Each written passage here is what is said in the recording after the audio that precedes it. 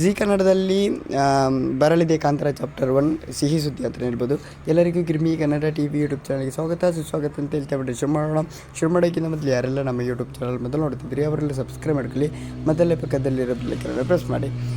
ಕನ್ನಡ ಕಿರುತೆರೆ ಮನೋರಂಜನೆ ಮಹಾರಾಜ ಎಂದೇ ಖ್ಯಾತಿ ಪಡೆದಿರುವ ಜಿ ಕನ್ನಡ ವಾಹಿನಿ ಬರೀ ಧಾರಾವಾಹಿಗಳು ಮಾತ್ರವಲ್ಲದೆ ರಿಯಾಲಿಟಿ ಶೋಗಳು, ವರ್ಲ್ಡ್ ಟೆಲಿವಿಷನ್ ಪ್ರೀಮಿಯರ್ಗಳಿಂದ ಪ್ರೇಕ್ಷಕರ ಮನೆಗೆದ್ದ ಅಷ್ಟೇ ಅಲ್ಲದೆ ಈಗ ಜಿ ಕನ್ನಡ ವಾಹಿನಿಯಲ್ಲಿ ಪ್ರೇಕ್ಷಕರಿಗೆ ಮತ್ತೊಂದು ಗುಡ್ ನ್ಯೂಸ್ ಕೊಡಲು ಮುಂದಾಗಿದ್ದಾರೆ.